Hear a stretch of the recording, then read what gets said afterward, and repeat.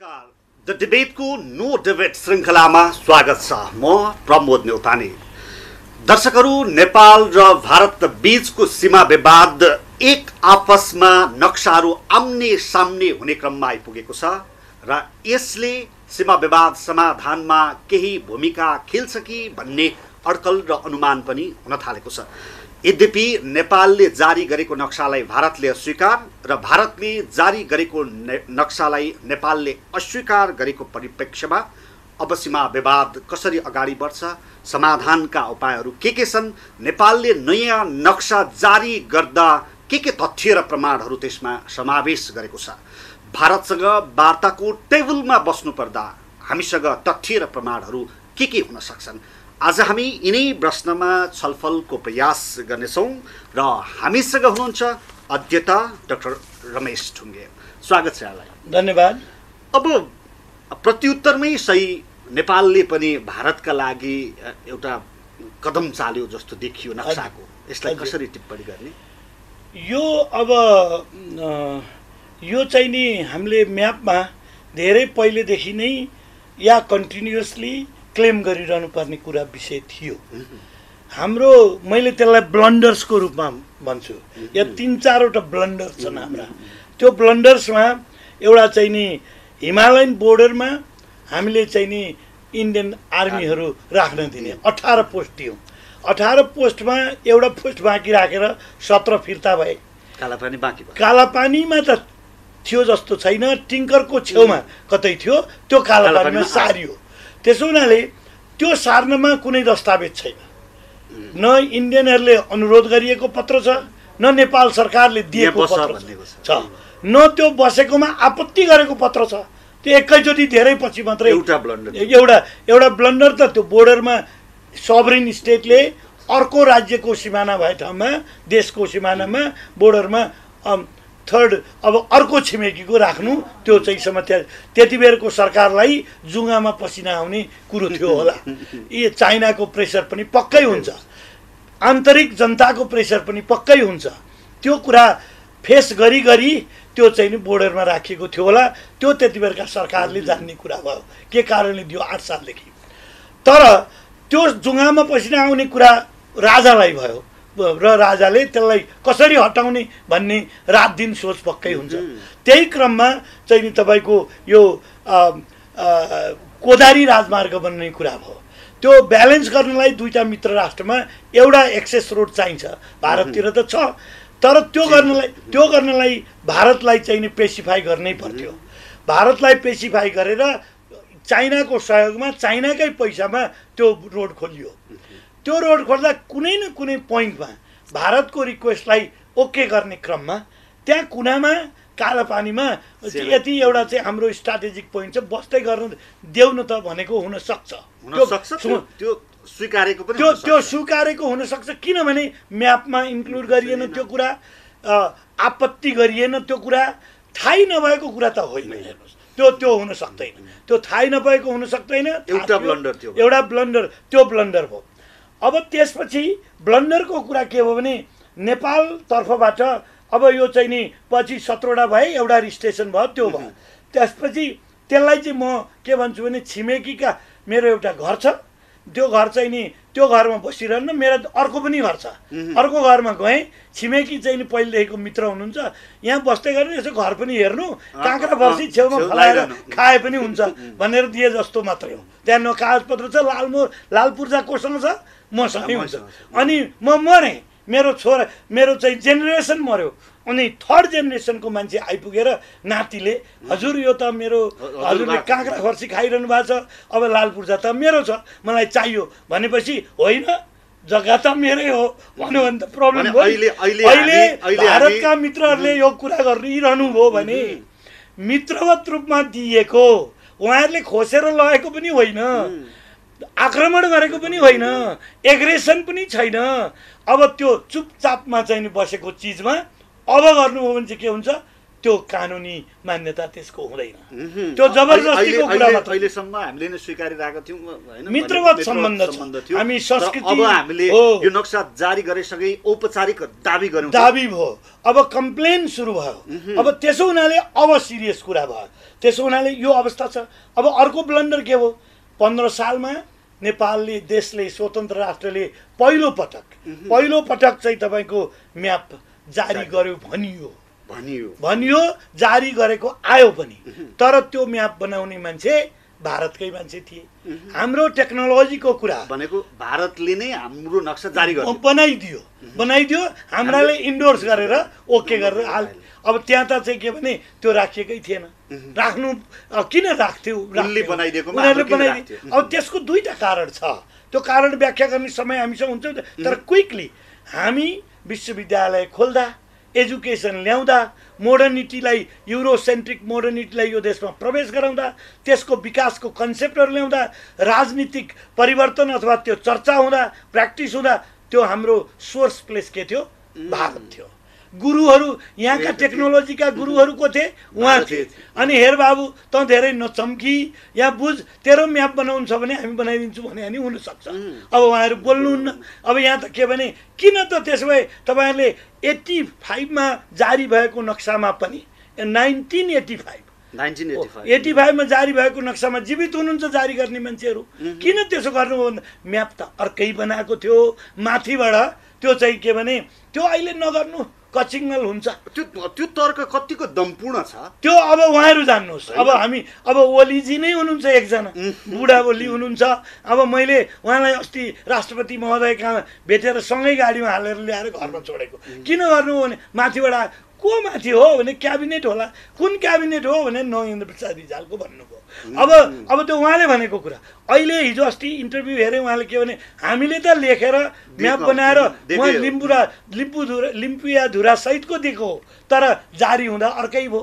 हो, त्यहाँबाट के देखिन्छ भने तै चुप मै चुपको अवस्थामा त्यो मित्रवत रूपमा त्यो चाहिँ स्वीकारिएको देखियो। त्यो ब्लन्डर त भयो। तर त्यसलाई एक्स्ट्रा राष्ट्रवादी भएर महेन्द्र राजाले चाहिँ नि नाकाम गरे, अराष्ट्रवादी थियो भन्नु हुँदैन।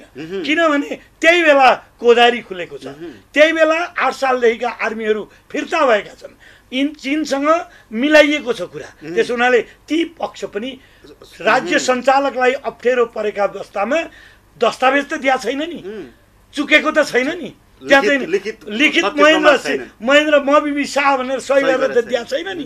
छ भने ल्याउनुहोस्। व्यावहारिक रूपमा त्यो भारत र चीन समदूरी राख्नलाई त्यतिखेर मित्र हो, एउटै संस्कृतिका धारका हुन्। त्यो चाहिँ मित्रवत एन्सियन्ट पिरियडदेखि त्यो कुरालाई नेपालले कन्सिडर तेस्रो ब्लन्डरमा हुनु। अब त्यसपछि ब्लन्डर के भयो? त्यसपछि कन्टिन्युअस म्यापहरू बन्दै गए त्रुटिपूर्ण। हामीले आफैले जारी गरेको 32 सालमा पनि त्यही भयो र 1985 कोमा पनि त्यो सन लेखियो, त्योमा पनि त्यही आयो। त्यो चुच्चो आएन। अब 1-2वटा कसैले काहीँ भएका पाठ्यपुस्तकमा चुच्चो लेखिएका पनि रहेछन्। कहाँ कन्फ्युजन? अर्को के हो भने कालापानी चाहिँ हाम्रो हो, अर्को चाहिँ होइन भन्ने व्याख्या पनि कहीँ अहिले पनि मान्छे कन्फ्युजन छ। त्यो कालापानी किनभने त्यो भएको चाहिँ किन? अघि मैले भने, अब म भन्छु, अब खोलाको स्थिति हेरौँ।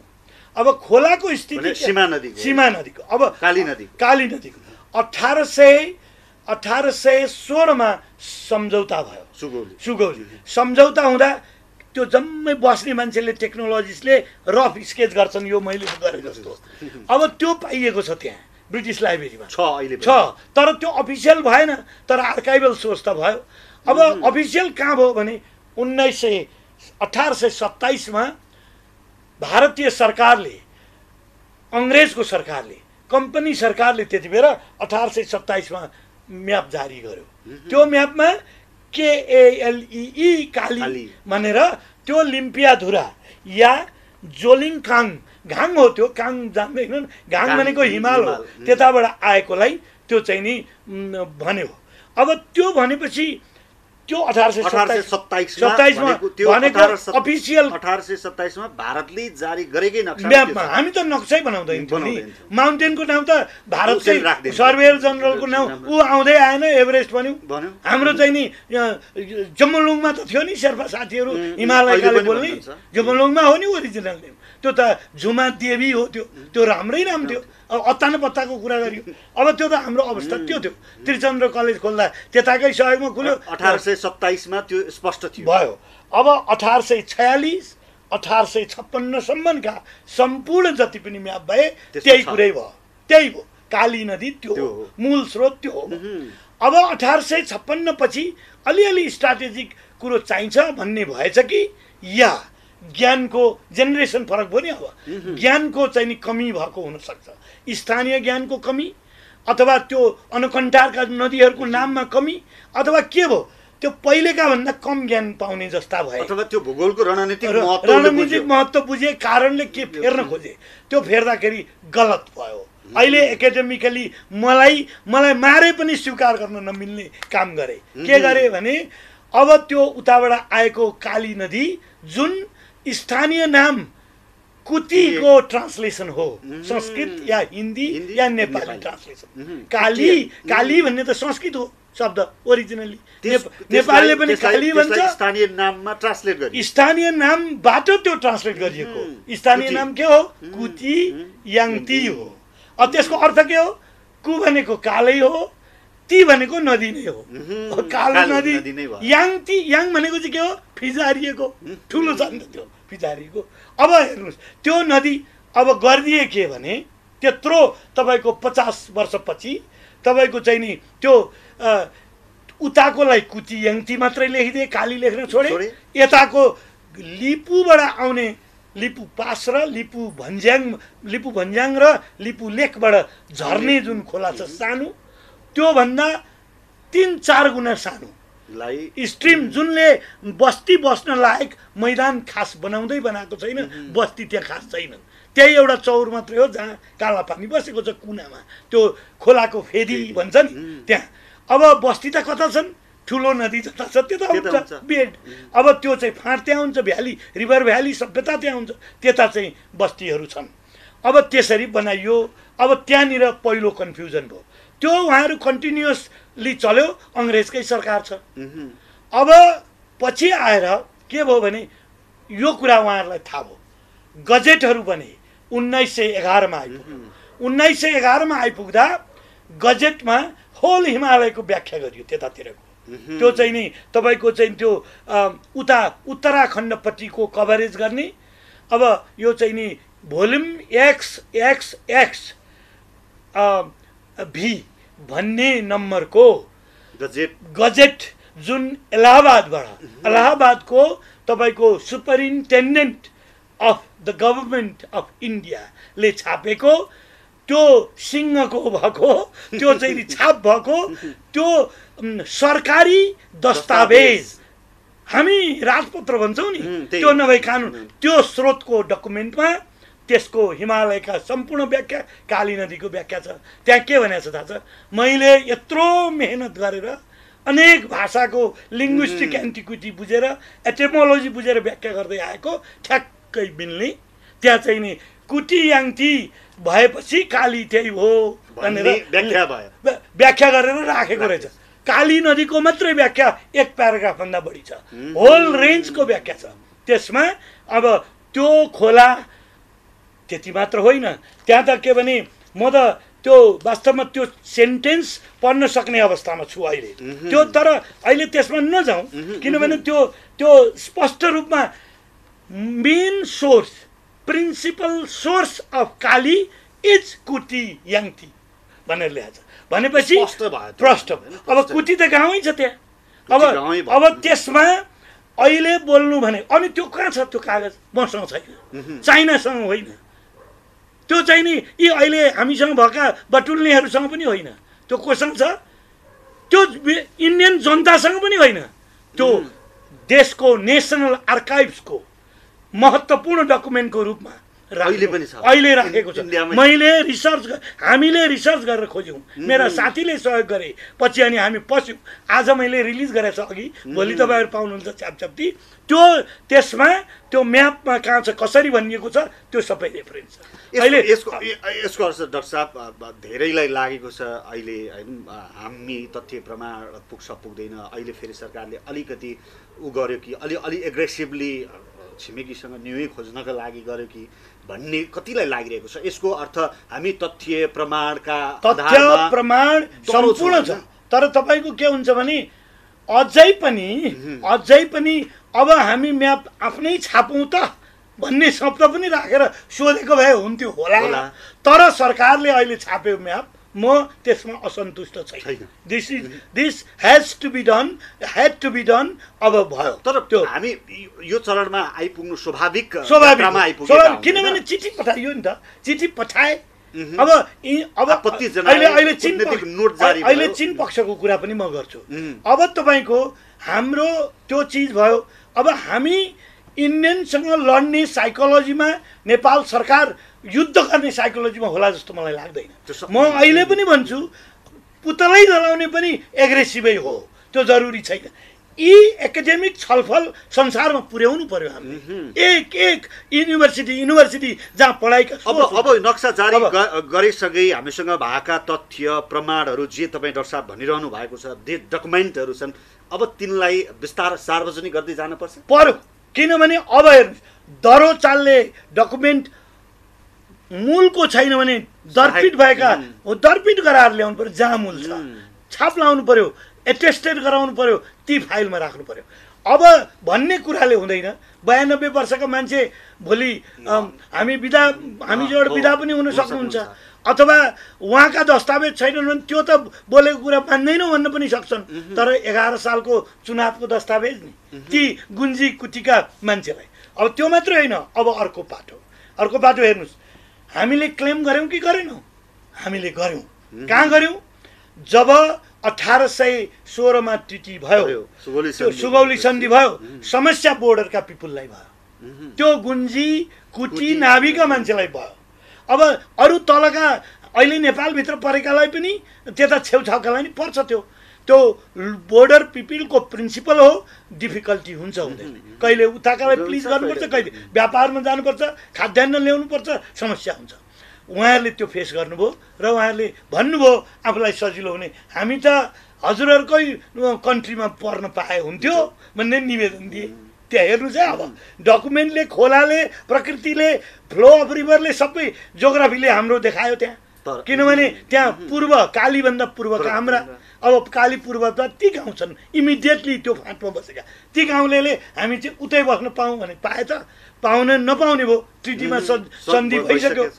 अब उनीहरूलाई सुनवाई गर्नलाई सोध्ने भए हाम्रो चाहिँ पहिलेको भूतपूर्व कुमाउँको गभर्नर फ्रम नेपाल को थियो, पृथ्वीनारायण शाहका cousin, one of the best respected राष्ट्रवादी व्यक्ति त्यति बेरको, त्यो बम शाह कुमाउँका गभर्नर थिए। उनलाई चाहिँ नि ब्रिटिस सरकारले कलकत्ताबाट सोध्यो लिखित रूपमा, उनले लिखित रूपमा जवाब दिए। के दिए भने अब कुटी नाभी र यो चाहिँ नि गुन्जीका जनताले तिमीहरूलाई सोधे, तर त्यो हामी बडा मुलुकहरू आफ्नो सम्झौतामा फसिसकेका छौँ। अब हाम्रो त्यत्रो टेरिटोरी पनि गइसकेको छ। अब यस कुरामा कचिङ्गल गर्नु छैन। ती जनता हाम्रा हुनेछन्, उनलाई त्यही जवाब दिनु। म पनि त्यही भन्छु आफ्नो अन्तर्गतका भए। अब तपाईँ कुटी गुन्जीका मान्छे हाम्रो भए, उनीहरूले डिसिजन गरे। यहाँ राजदूत थियो बेलायती एडवर्ड गार्नरलाई चिठी पठाए। कुमाउँको उनीहरूको ब्रिटिसको एसिस्टेन्ट गभर्नर जनरल रहेछ उपस्थितिमा, त्यसलाई पठाए। एसिस्टेन्ट गभर्नर चाहिँ नि त्यसलाई पठाए के भनेर भने बम शाहले पनि यसो भने हामीले सहीमा यो सन्धिमा चुकिसकेका छौँ, तिनले भने पनि हुँदैन, अब यही नै लागू गर्नु भनेर लागू गराउने मान्छेलाई पनि पठाए, यहाँ कूटनीति चलाउने गार्डनरलाई पनि पठाए। ती चिठी कहाँ छन्? ब्रिटिस लाइब्रेरीमा छन्, जहाँ म 6 वर्ष रिसर्च गरेर आउनु भयो। म अब यो पृष्ठभूमिमा हामी तथ्य प्रमाणमा बलियो छौँ। अब अहिलेको स्थितिमा म आउँछु डाक्टर साहब। जस्ट हामीले जारी गरेको नक्सा भारतले अस्वीकार गर्यो, भारतले जारी गरेको नक्सा हामीले अस्वीकार गर्यौँ, यसको अर्थ अब हामी सुगौली सन्धिमा फर्किनुपर्छ अथवा त्योभन्दा अगाडिकै होइन, रिभ्यू त गर्नै पर्यो। अब सुगौली सन्धिको प्रश्न जहाँसम्म छ 1950 को सन्धिमा जानु पर्यो हामी। स्वतन्त्र भारत भएपछि गरेको एउटा अर्कै किसिमको एउटा चाहिँ नि त्यो उमङ्ग थियो। नेपालीले पनि त्यसमा सेलिब्रेट गरे, युद्धमै भाग लिए नि, होइन र? त्यो प्रमाण भारत स्वतन्त्र सङ्ग्राममा नेपालीले भाग लिए। अब त्यो उमङ्ग हामीले सहभागी भयौँ। त्यसो हुनाले उहाँले त्यही कारणले त होला बोर्डरमा बस्न दिएको, होइन? त्यो चाहिँ नि हाम्रा एउटै संस्कृति हामी सेयर गर्छौँ, हाम्रा मित्रवत सम्बन्ध छ।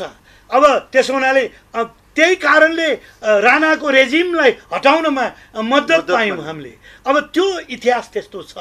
अब त्यो हुँदाहुँदै अब के भयो भने अब त्यो बोर्डरमा बसेको पनि छुट्यो, तर चाहिँ के भने त्यो चाहिँ के भने 11 सालको 2011 साल, अहिले 2011 साल हाम्रो विक्रम सम्वत, त्यो 11 मा आइपुग्दा हामीले गुन्जी कुटी र त्यो नाभिका मान्छेको चुनाव गराएको छ, स्थानीय चुनाव। त्यसको जनगणना चाहिँ 18 सालमा गरियो, त्यसको पाइएन दस्तावेज। मान्छे जीवित हुनुहुन्छ गराउने हाकिम भनिरहनु भएको छ। अब त्यसलाई कतिसम्म मान्यता दिने हो 92 वर्षको मान्छेलाई? तर 11 सालको चाहिँ दस्तावेजै पाइयो, 95 सम्मका उहाँ ती मान्छेहरूले बैतडीमा ल्याएर ट्याक्स तिरेका पनि पाइयो। हामीले अफिसियल्ली राष्ट्रले क्लेम गरेको वंशाको त्यति बेरकै डकुमेन्ट पाइयो। त्यसलाई काट्ने केले 1950 को ट्रिटीले, 1950 ले यस अघि भएका ब्रिटिस कालमा भएका सबै यसलाई चाहिँ नि यहीले रद्द गर्छ भन्यो, होइन? त्यसो हुनाले अब त्यो रद्द गर्छ भन्यो भने त हामी अब चाहिँ त्यो 1950 को ट्रिटीले त अहिले पनि हामीलाई गढवालसम्म क्लेम गर्न दिएको छ।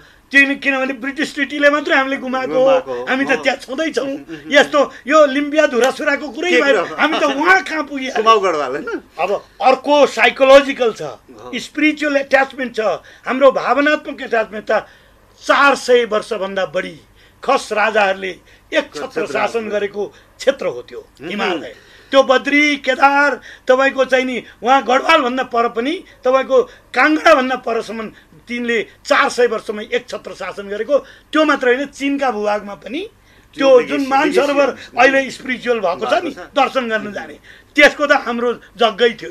त्यो बद्रीनाथलाई त हाम्रा जुम्ली राजाले श्री बद्रीनाथो जयती श्री मुक्तिनाथ शाह भनेर यहाँ पशुपतिनाथलाई गुहेश्वरीलाई जस्तो हामी ऐतिहासिकता सामाजिकता सबै कुराले त्यो सेन्टिमेन्ट छ। सेन्टिमेन्टका हिसाबले तथ्य र प्रमाण अब हामी के गर्ने डाक्टर साहब? अब म के भन्छु भने अहिले पनि जसरी भारतीय मित्रहरू दुई थरी एनालिसिस आइरहेको छ।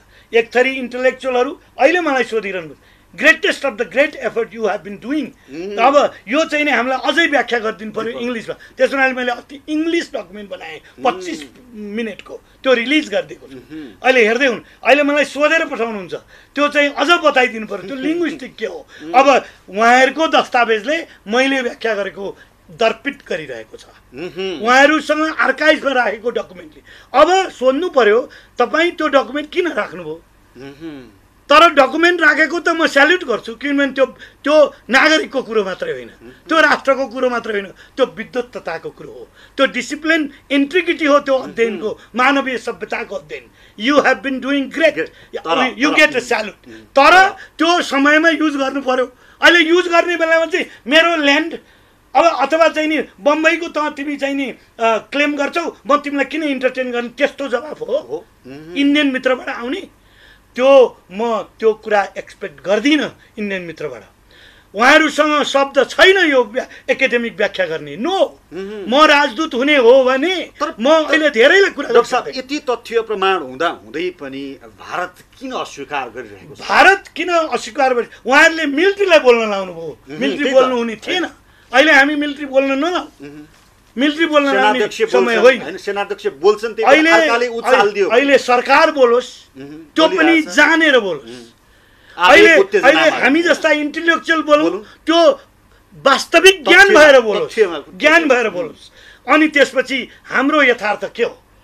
इन्डियन मित्रहरू संसारलाई दग्ध गरिदिने, इन्टलेक्चुअली दग्ध गर्ने, वेद लेख्ने, तपाईको चाहिँ नि भाष्यहरू, सूत्रकारहरू त्यस्ता हुनुहुन्छ उहाँहरू। साइन्समा पनि त्यत्रा यी युरोपियन विश्वविद्यालय नहुँदै त्यहाँ विश्वविद्यालय थिए। सारा चाइनालाई इन्टलेक्चुअल ज्ञान दिन हिमाल पार गरेर हाम्रो सहयोग लिएर जानेहरू हो उहाँ, होइन?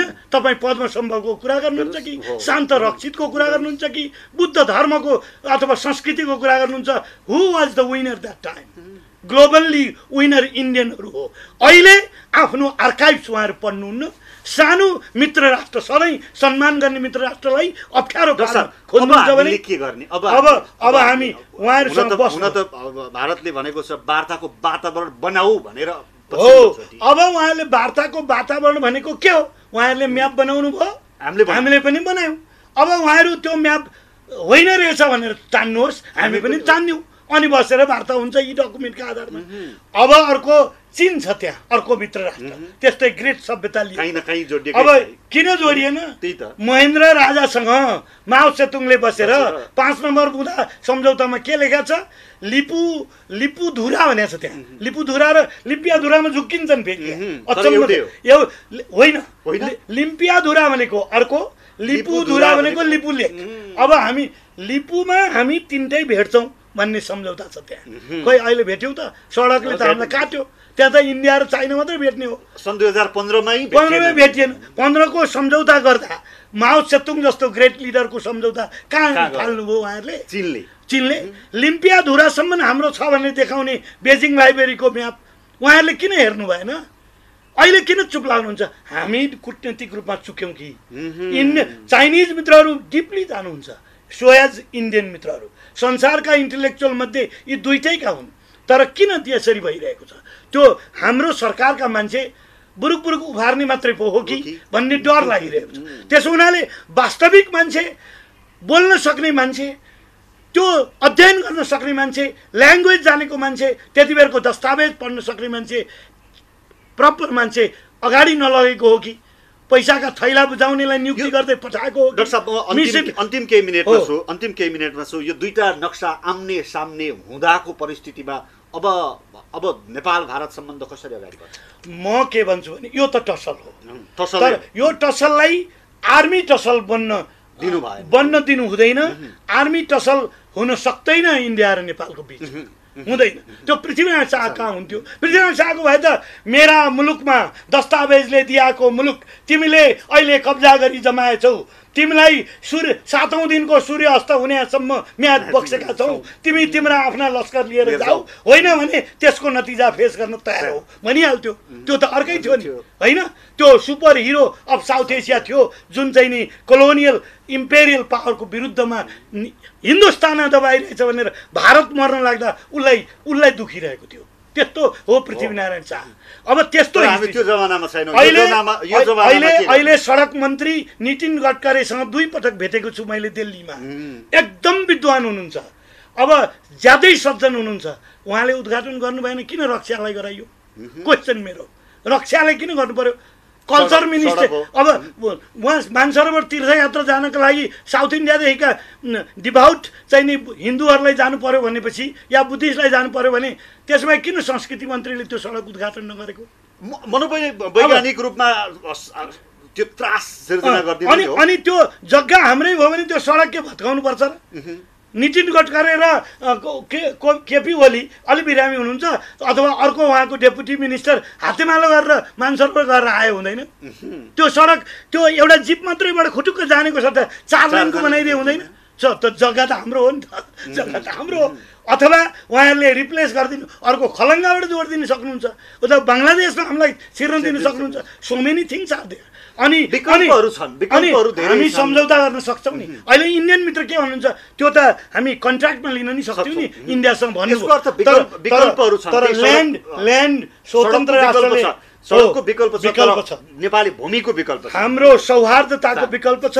अहिले विकल्प सबभन्दा ठुलो हामीले गर्नै पर्ने विकल्प त के हो भने इन्टेलेक्चुअल हाम्रो एबिलिटीको टेस्ट भइरहेको छ नेपाली र भारतीय मित्रहरूको बिच। इन्टेलेक्चुअल एबिलिटी त्यो वास्तविकता बुझ्न सक्ने एबिलिटीको टेस्ट संसारले गरिरहेको। त्यहाँ मैले रेस्पेक्ट गरेका वेद लेख्ने भारतका सन्तानहरूले त्यो बेइज्जती नगर्नु। यसको अर्थ जसरी चित्रण गरिएको छ नि, यो धेरै विवादित होला, यो धेरै अलि उत्तेजक होला भन्ने त्यो रूपमा यो जाँदैन। हिजो एउटा मिलिट्रीको चाहिने जर्नलले भन्नुभयो नेपालमा त हामी आक्रमण त गर्न सक्दैनौँ भन्नुहुन्थ्यो नि उहाँले। त्यो हो, इन्डियासँग हामी फाइट घोषणा त गर्न सक्दैनौँ, तर राष्ट्रको लागि त मान्छे मर्न त खोज्छ नि। तर यहाँ मान्छेमा भारत र नेपालको बिचको सम्बन्ध जुन छ, मान्छे मार्ने स्टेजको सम्बन्ध छैन। त्यस कारणले म उहाँहरूलाई एउटा कुरा निवेदन गर्छु, ऋग्वेद लेख्ने, बुद्ध धर्म प्रादुर्भाव गराउने मित्रहरूका सन्ततिहरूले अहिले आफ्ना आर्काइभ्सको डकुमेन्ट नहेरी एउटा मित्र राष्ट्र एउटै संस्कृतिको धारमा बग्नेलाई अपमान गरेर यो काचाकुचु गर्नु हुँदैन। हामीसँग युद्ध छैन। त्यो अहिले पनि भन्छु, त्यो कालापानी एउटा आँखा चिम्लने रूपमा दिएको हो उहाँहरूलाई अप्ठ्यारो परेको बेला। त्यो चाहिँ नि मित्रवत बिहेभियरलाई फिर्ता गरिदिनुहोस्। उहाँहरूले आक्रमण गरेर लिएकै छैन। इन्डिया स्वतन्त्र भारतले नेपालमा आक्रमण गरेको छैन। त्यो सानातिना कुराहरू हुन्।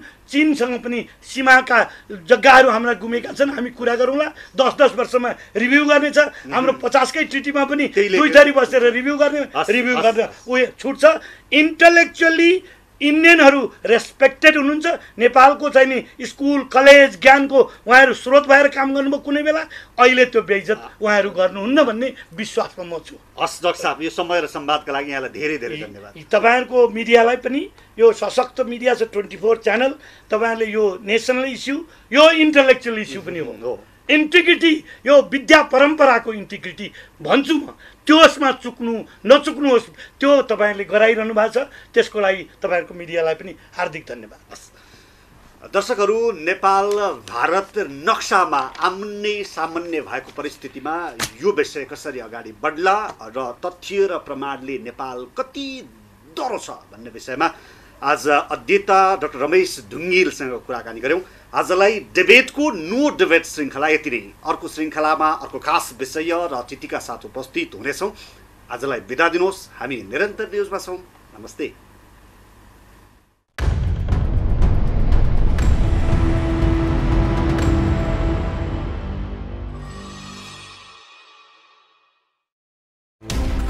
कोरोनाले सिर्जना गरेको सङ्कटमा पल पलका न्युज अपडेट र हर क्षेत्रको कभरेजका लागि न्युज 24 नेपाल युट्युब च्यानललाई सब्स्क्राइब गर्नुहोला।